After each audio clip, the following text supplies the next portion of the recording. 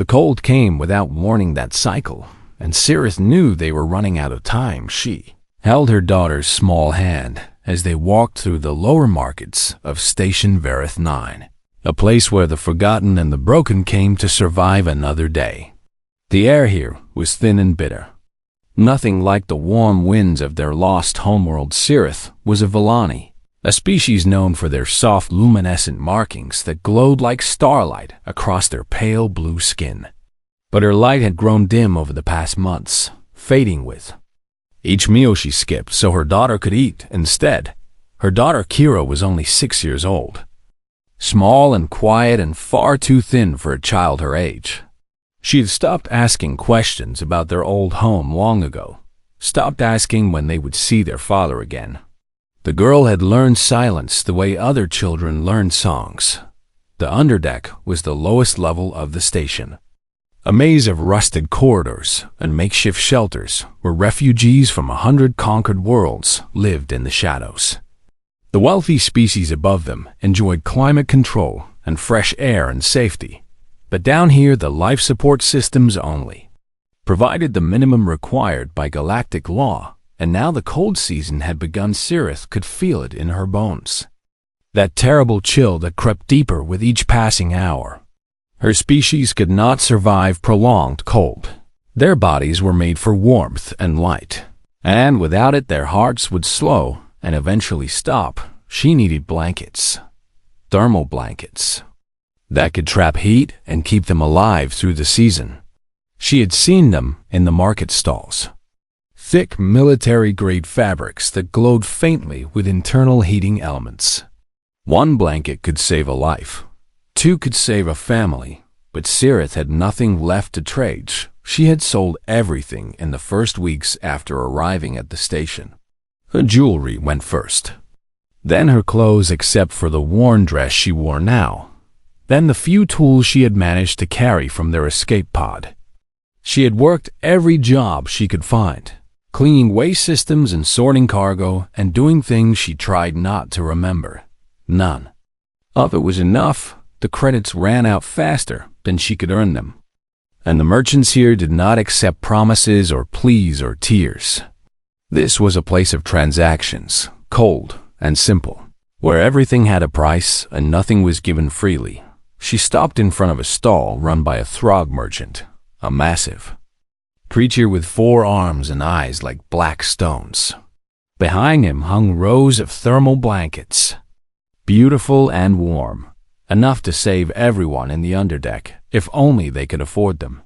The Throg watched her watching his goods, and his wide mouth split into something that might have been a smile. Looking costs nothing, he said in a voice like grinding metal. But touching costs credits you clearly do not have. Cirith said nothing. She had learned that speaking only invited cruelty from those who had power over her. But then the merchant's black eyes moved down to Kira, and something shifted in his expression. He leaned forward, studying the child the way a butcher might study meat. The little one, he said slowly. She is healthy enough, young enough. The labor camps on Vex 7 always need small hands for the mining tunnels. Cirith felt her blood turn to ice, colder than any winter could make it. I could give you 2 blankets for her. The Throg continued, his voice casual and businesslike. Maybe 3 if you stop feeding her and let her thin out a bit more. The camps preferred them lean, easier to fit in the smaller shafts. The words hit Cirith like physical blows, each one driving the air from her lungs. She wanted to scream at him, to claw at his horrible face, to grab her daughter and run until they found somewhere safe. But there was nowhere safe. There was only the cold, coming closer with every moment, and the knowledge that without those blankets, they would both be dead. Before the season ended, at least if Kira went to the camp, she would live. She would survive. She would have a chance. Cirith's hand trembled on her daughter's shoulder as thoughts she never imagined possible began to form in her mind. What kind of mother sells her child? She asked herself. What kind of monster would even consider such a thing? But what kind of mother lets her child freeze to death when she could have saved her? The Throg seemed to sense her wavering, and his smile grew wider. He had done this before. Cirith realized he had made this offer to other desperate parents and watched them break. 3 blankets, he said again, and I will even let you say goodbye. Some merchants do not offer such kindness. Kindness. Cirith thought, and the word tasted like poison in her mind. She looked down at Kira, at her daughter's small face and dim markings and eyes that had seen too much suffering for someone so young. The girl looked back at her with complete trust, with the absolute faith that only children can have in their parents. Cirith opened her mouth to speak, though she did not know what words would come out. Would she refuse and condemn them both to death, or would she accept and destroy the only thing that still made her feel alive? She never got the chance to find out, because at that moment, a voice cut through the cold air of the market. A voice speaking in a language Cirith did not recognize, but with a tone she understood perfectly. It was the voice of someone who had seen enough suffering, and who had decided that today it would stop. Cirith turned and saw a human standing behind her. A female with short gray hair and scars on her hands and eyes that burned with a quiet fury. The human was looking at the Throg merchant with an expression that made even that massive creature take a step backward. How much? The human asked in broken Galactic common. For all the blankets you have. The Throg stared at her in confusion, and Cirith stared at her in something close to shocking. All her time on the station, no one had ever stepped forward to help. This was not a place where strangers interfered in transactions. Not a place where anyone risked anything for people they did not know. But this human, this small soft creature that the galaxy considered weak and sentimental, was looking at Cirith and her daughter as if they were the only things in the universe that mattered. And in that moment, everything changed. The human's name was Elena Vasquez, and she had not planned to be a hero that day. She had come to Station Vareth 9 for repairs to her old freighter, a battered ship called the Segunda Oportunidad that she had flown alone for the past 3 years. The engine core needed new filters, and the life support system was making strange noises. Nothing serious, but enough to want to stop at the nearest station. Elena was 47 years old, with short gray hair that she cut herself and hands covered in scars from decades of hard work. She had been a soldier once, a master sergeant in the Human Coalition Marines, and she had seen things in those years that still visited her in dreams. She had retired from the military after the colony wars, after she lost everything that mattered to her. And now she moved cargo from one system to another. It was quiet work, lonely work, the kind of work that let her avoid thinking about the past. She had been walking through the lower markets, looking for replacement parts, when she heard the merchant's voice. That grinding metal sound offering blankets in exchange for a child.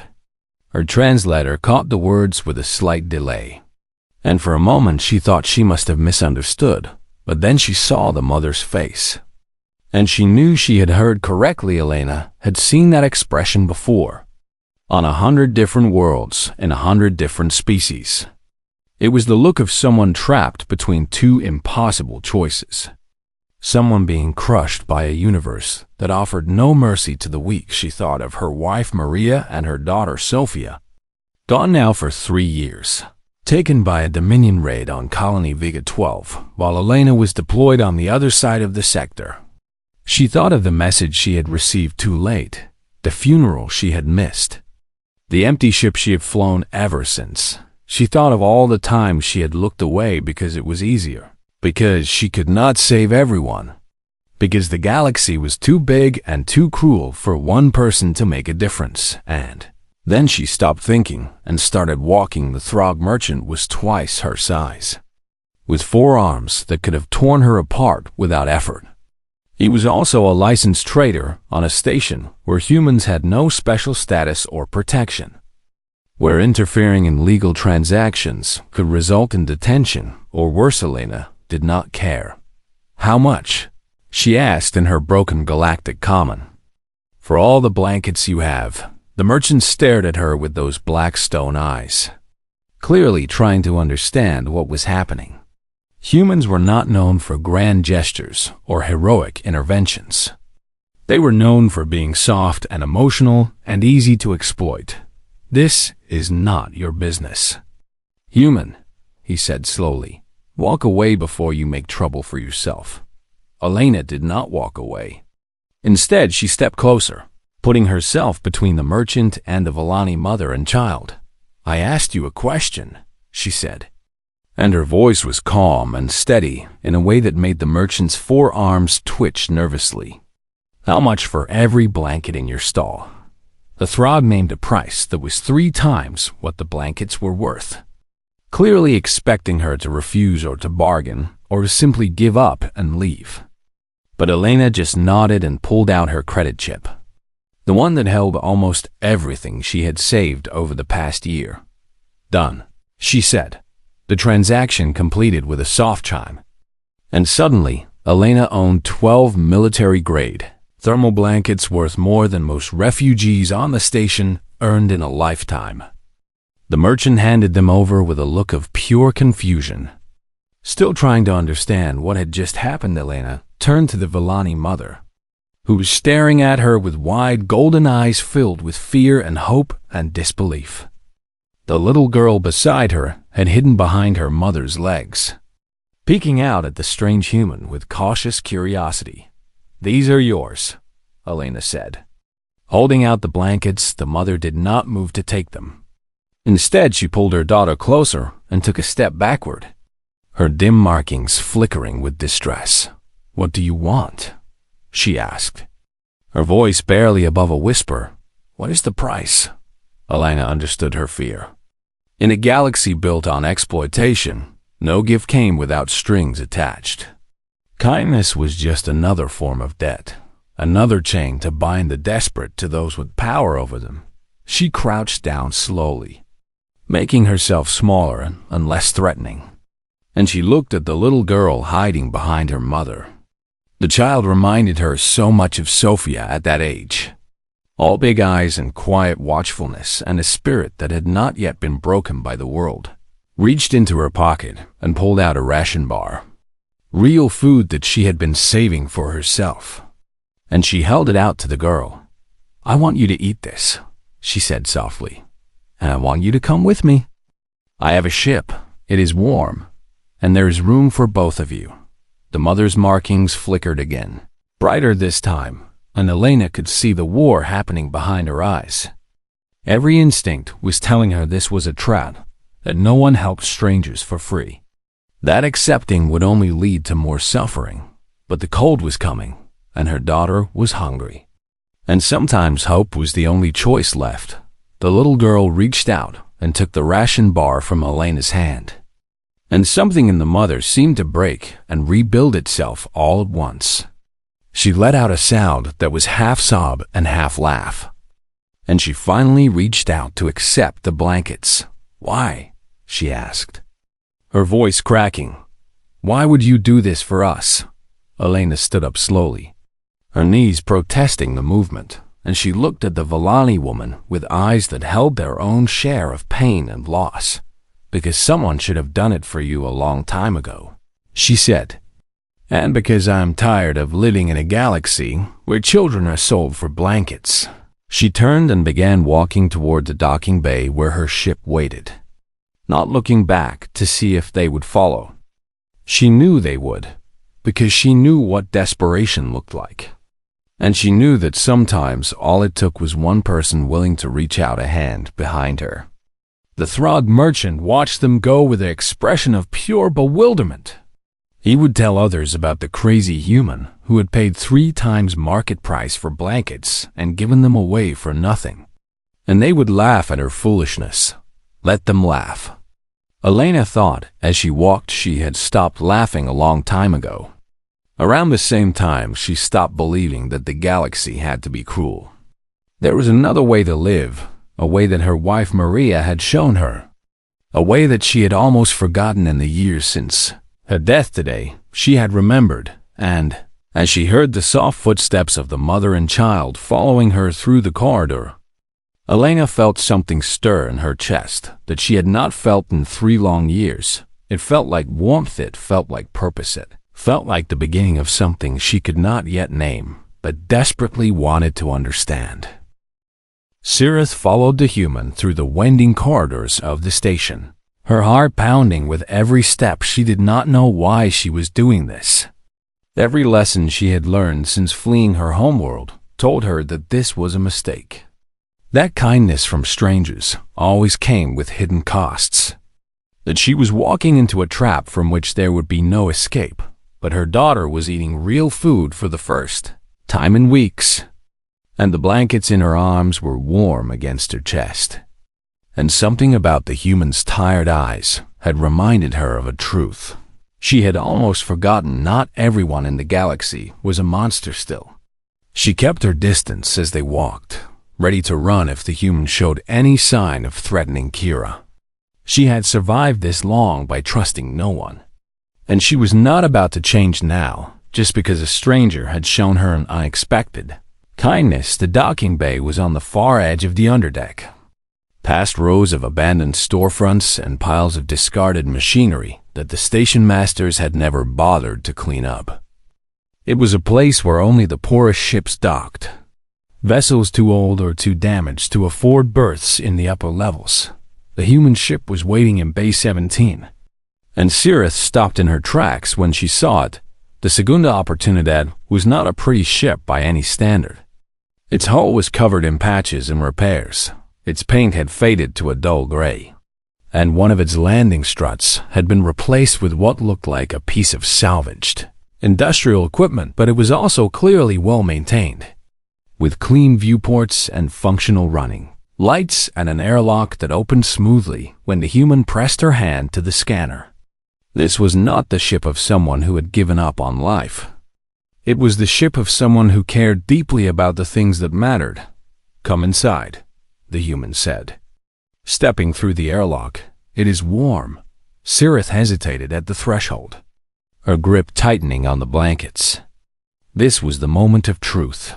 The moment when she would find out if she had been saved or simply sold to a different kind of buyer. Kira tugged at her hand, looking up at her with questioning eyes, and Sirith made her decision. She stepped through the airlock and into the ship, and the warmth hit her like a physical force. After weeks in the freezing underdeck, the simple sensation of heated air on her skin was almost overwhelming, and she felt tears forming in her eyes despite her efforts to stay strong. The interior of the ship was small but clean, with worn seats that had been carefully repaired and walls covered in photographs and small decorations.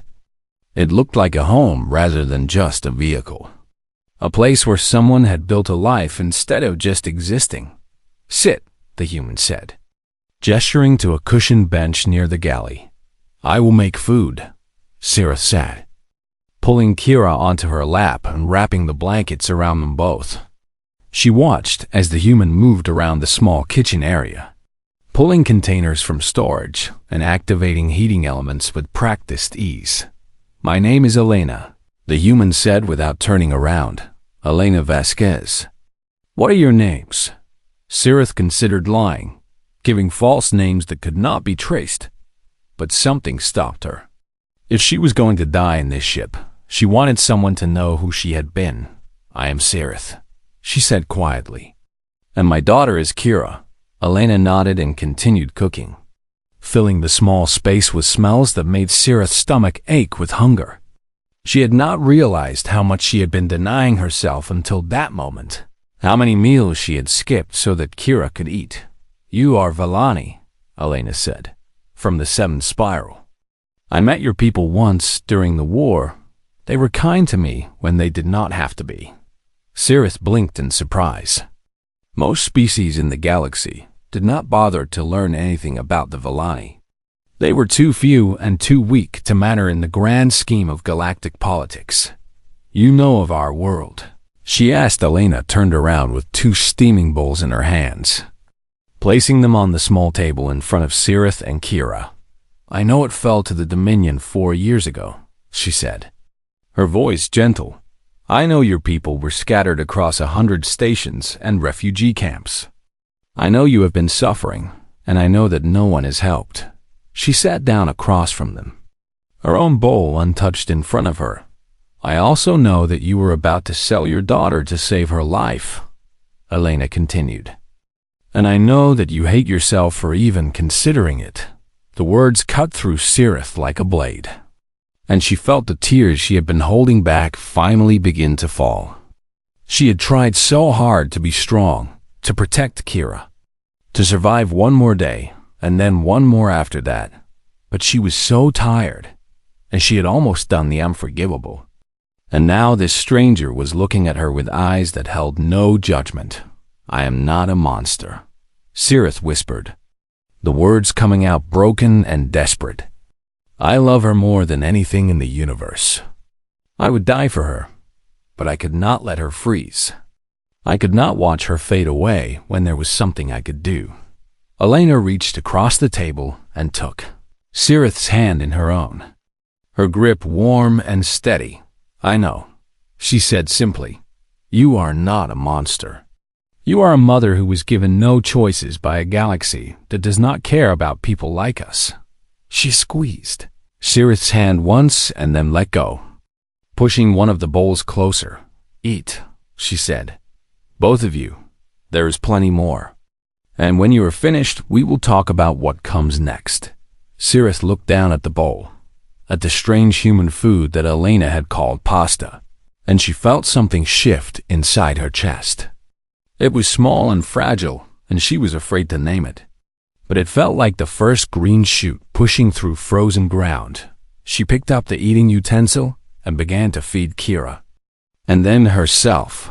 And the food was warm and filling and tasted like nothing she had ever eaten before. It tasted like hope. Across the table, Elena watched them eat with an expression that Sirith could not quite read. There was sadness there, and longing, and something that looked almost like peace, whatever Elena wanted from them. Sirith decided she would find out soon enough.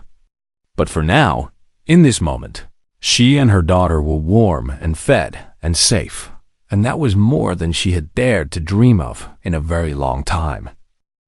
3 days passed on the Segunda Oportunidad, and Sirith began to learn the truth about humans. She had heard stories about them before the fall of her world. Whispered tales of a young species from a small blue planet on the edge of the galaxy. The other spacefaring races called them soft and emotional, too attached to sentiment and feeling. Unsuited for the harsh realities of galactic civilization, the Dominion considered them useful for labor, but nothing more. While the trading guild saw them as easy marks to be cheated and exploited. Even the refugee networks that Sirith had passed through spoke of humans with a mixture of pity and contempt, but those stories had been wrong. Sirith realized as she watched Elena move through her daily routines. Humans were not weak because they felt deeply.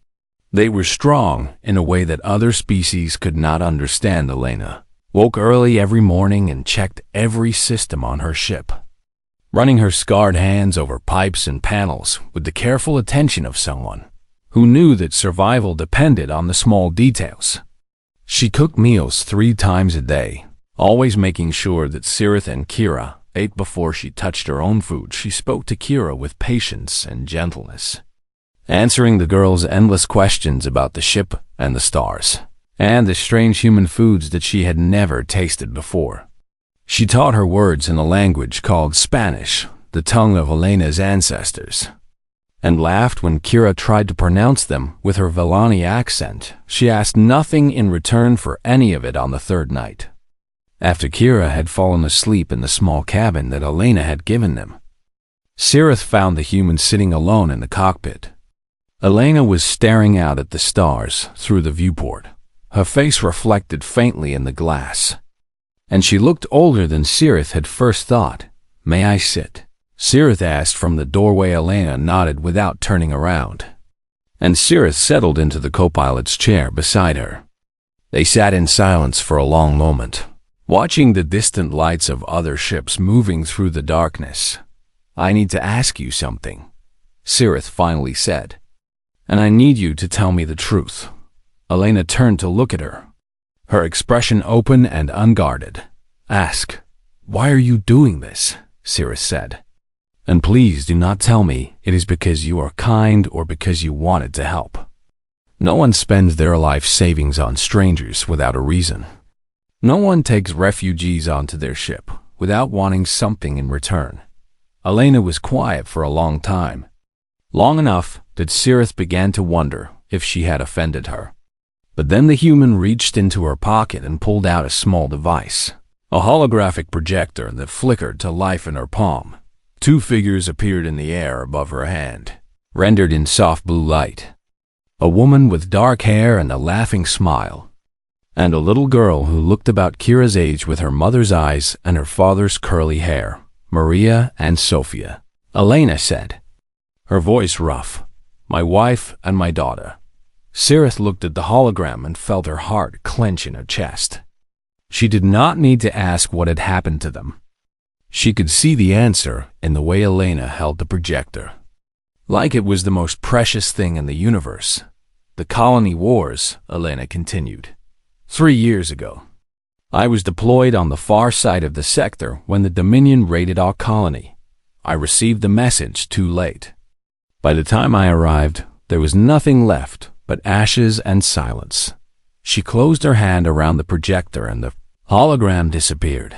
"I spent a year after that wishing I had died with them," she said. "Flying from port to port without purpose, drinking too much and caring too little.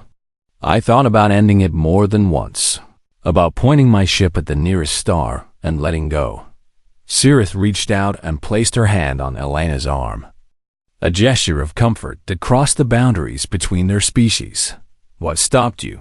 she asked softly. Elena turned to look at her, and there were tears in her eyes, but also something else, something that looked like determination. "I remember what Maria always told me," she said, "that the universe is cruel because people let it be cruel, that every small act of kindness is a rebellion against the darkness." She believed that one person could make a difference, even if they never saw the results. She wiped her eyes with the back of her hand and took a deep breath. "I could not save them," Elena said. "I will carry that failure for the rest of my life. But I can make sure that no other mother has to sell her child for a blanket, not while I am still breathing, not while I have a ship in 2 hands and a heart that refuses to stop caring." Cirrus felt her own tears falling now, warm against her cheeks. She understood finally what drove this human, what made her different from everyone else Cirrus had met since fleeing her world. Elena was not trying to save them because she expected something in return. She was trying to save them because saving them was the only way to save herself. "I want to offer you something," Elena said, "and you are free to refuse. There will be no anger and no consequences if you say no." "What is it?" Cirrus asked. "A job," Elena said. "A real job with real pay as a member of my crew. The Segunda Oportunidad is too big for one person to run alone. I have been struggling for years, and I could use someone to help with navigation and cargo management." She paused, and when she spoke again, her voice was softer. "But more than that," she said, "I want to offer you a home. This ship has room, it has warmth, it has a place at the table for you and Kira. I am not trying to replace what you lost. Nothing could ever do that. But I am offering you a chance to build something new." Cirrus looked at this human, this small, scarred woman who had given everything she had to save 2 strangers, and she felt the last of her walls beginning to crumble. "Yes," she said, the word coming out before she could second-guess herself. "Yes, we will stay." Elena smiled, the first real smile Cirrus had seen from her, and it transformed her tired face into something beautiful. "Good," she said. "Then welcome to the Segunda Oportunidad, Cirrus. In my language, it means second chance, and I think we could all use one of those outside the viewport." The stars continued their endless dance through the darkness, and somewhere in the small cabin behind them, A little girl slept peacefully for the first time in months, and in the cockpit, two women from different worlds sat together in comfortable silence, watching the universe spin by, both of them knowing that something important had just begun. 6 months had passed since the day in the market, and the Segunda Oportunidad was no longer a ship, for one Sirith stood at the navigation console, her fingers dancing across the controls as she plotted their course to the next station. Her bioluminescent markings glowed bright gold against her skin, stronger and more beautiful than they had been since before the fall of her world. Behind her, Kira was sitting cross-legged on the floor of the cargo bay, teaching a young Corvalli girl named Tessa how to play a clapping game she had learned from Elena. The sound of their laughter echoed through the ship, mixing with the steady hum of the engines in the engine room. A one-armed Drath mechanic named Vorn was arguing with Elena about the proper way to calibrate the fuel injectors. His voice was gruff and his words were harsh. But Sirith had learned to recognize the deep affection beneath his rough exterior. They had found him on a mining station 2 months ago, abandoned by his crew after losing his arm in an accident. He had been ready to give up, to let the cold of space take him, until Elena had walked into the bar where he was drinking away his last credits. "You still have one good arm," she had told him, "and I have an engine that needs someone who knows what they are doing. Come work for me, and I will pay you fairly, treat you well, and never leave you behind." Vorn had laughed at her then, a bitter sound that held no joy.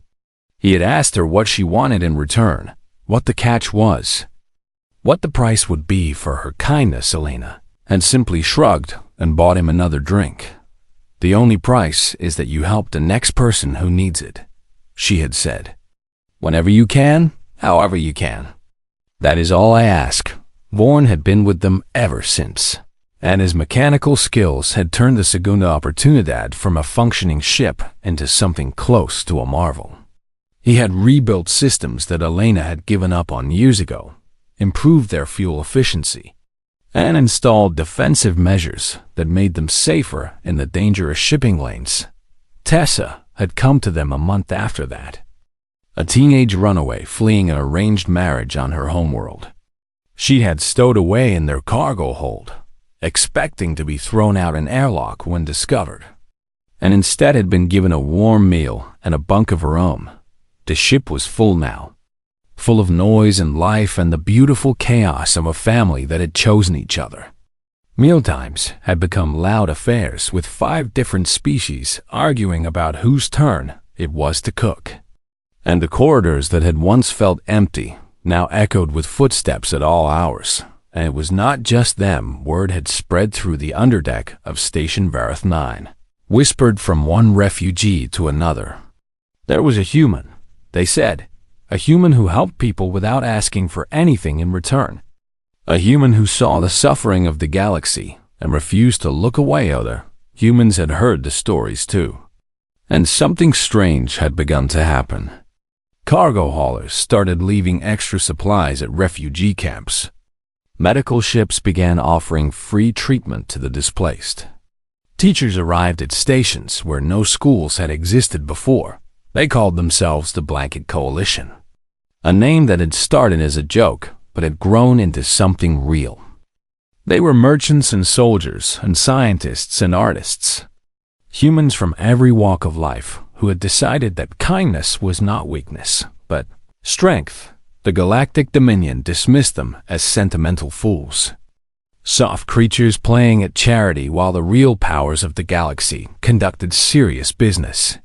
The trading guilds laughed at their inefficiency, their refusal to maximize profit, their ridiculous belief that helping others was more important than helping themselves. But the refugees did not laughing the underdeck. Sirith had heard. A Vellani elder now told stories to the children about the humans. She spoke of a species that had crawled out of the mud of their homeworld, suffered through wars and plagues and disasters, and emerged not hardened but somehow softer, not cruel but somehow kinder. They are haunted, the elder would say, haunted by their own history, by all the times they were cruel to each other. And so they have decided to be different, to build something better, to prove that the universe does not have to be a place of darkness. Cirith smiled as she remembered those words. And she looked around at the family she had found on this battered old ship. The proximity alarm chimed, pulling her from her thoughts, and she saw on the scanner that a Dominion patrol vessel was approaching. It was a routine inspection, nothing to worry about. But her hands still trembled slightly as she powered down the weapon systems. An inspector came aboard an hour later. A tall insectoid creature with cold compound eyes and a clipboard that he consulted frequently. He walked through the ship cataloging cargo and checking registration papers, his antennae twitching with displeasure at everything he saw. "You have 4 unregistered aliens living on this vessel," he said to Elena when his inspection was complete. "That is a violation of Dominion commerce law, punishable by seizure of your ship and detention of all crew members." Elena stood in the center of the cargo bay, her arms crossed over her chest, her crew arranged behind her. Cirith was there, and Kira, and Vorn, and Tessa, all of them watching the inspector with expressions that ranged from fear to defiance. "You are correct," Elena said calmly. "I have 4 people living on my ship who the Dominion has decided do not deserve papers or rights or basic dignity." The inspector's antennae twitched again. "Then you admit to the crime," Elena smiled. And it was not a kind smile. It was the smile of someone who had stopped being afraid a long time ago. "I admit to giving shelter to people who needed it," she said. "I admit to feeding the hungry and warming the cold and treating every being I meet as if they matter, because they do." She stepped forward, close enough that the inspector had to look up to meet her eyes. "You can take my ship," she said. "You can throw me in detention. You can do whatever the Dominion decides is appropriate punishment for the crime of caring about people. But you will not make me apologize for it, and you will not make me stop." The inspector stared at her for a long moment, his compound eyes unreadable.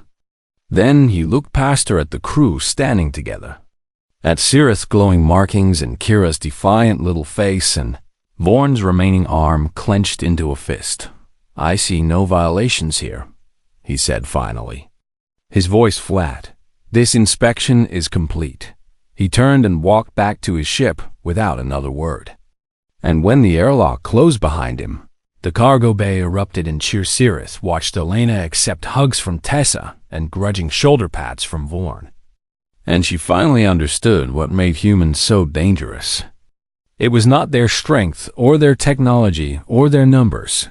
It was their refusal to accept that cruelty was inevitable. It was their stubborn insistence that the galaxy could be better. That kindness was not foolishness, but the bravest thing anyone could do. It was their willingness to stand in front of the darkness and say, "No, not here. Not while I am still standing." Kira ran to her mother and wrapped her arms around her waist. And Cirith held her daughter tight as Elena caught her eye across the cargo bay. "Thank you," Cirith mouthed silently. Elena just smiled and nodded. And in that moment they were not a human and a Villani. They were just 2 mothers who had found each other in the darkness. 2 survivors who had decided to build something beautiful from the wreckage of their lives outside the viewport. The stars stretched on forever, cold and indifferent and impossibly vast. But inside the Segunda Oportunidad, there was warmth and light and laughter. Inside this small ship, there was family, and that, Cirith thought as she pressed a kiss to the top of her daughter's head, was the most human thing of all.